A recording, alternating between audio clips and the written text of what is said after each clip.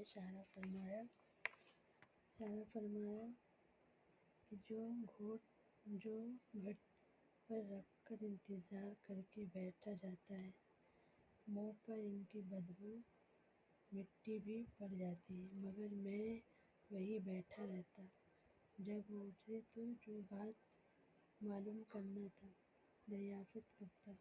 حضرت عمر رضی اللہ عنہ کہتے ہیں، تم نے حضور صلی اللہ علیہ وسلم کے لیے بھی ظاہر ہونے کا تقاضا موافقت ہے۔ پوچھا، تم کب سے بیٹھے ہو؟ میں کہتا ہوں، محبت بہت دیر ہو گئی۔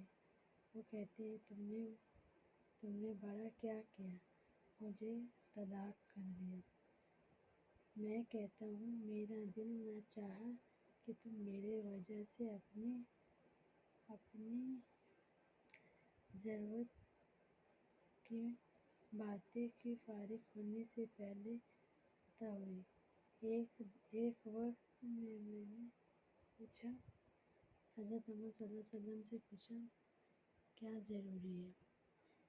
ایک وقت میں نے نوبت میں آیا اور لوگوں کو علم کرنے کے واسطے میرے پاس جمع ہونے لگا۔ جب ان کے نظاری صاحب کو بھی فلا سوس ہوا، کہنے لگے، یہ لڑکا ہم سے زیادہ ہوشیار تھا۔ حضرت عمر رضی اللہ صلی اللہ علیہ وسلم نے اشارہ فرمایا، اپنے وقت میں علم جب ان کے پاس کوئی نہ تھا۔ حضرت عمر رضی اللہ صلی اللہ علیہ وسلم نے فرمایا، چند لمحے جنازے کی نماز پڑھی۔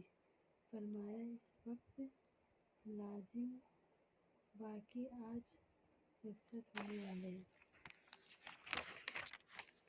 حضرت عمر رضی اللہ صلی اللہ علیہ وسلم نے فرمایا، کہتے ہیں، آیتیں کو اتارنے کا موقع جاننے میں سب مبتلا ہوتا ہے، ان کے علم میں جگہ دیتی ہے۔ یہ سب حضرت عمر رضی اللہ عنہ کہہ رہے تھے، کیسے حاصل ہوگا؟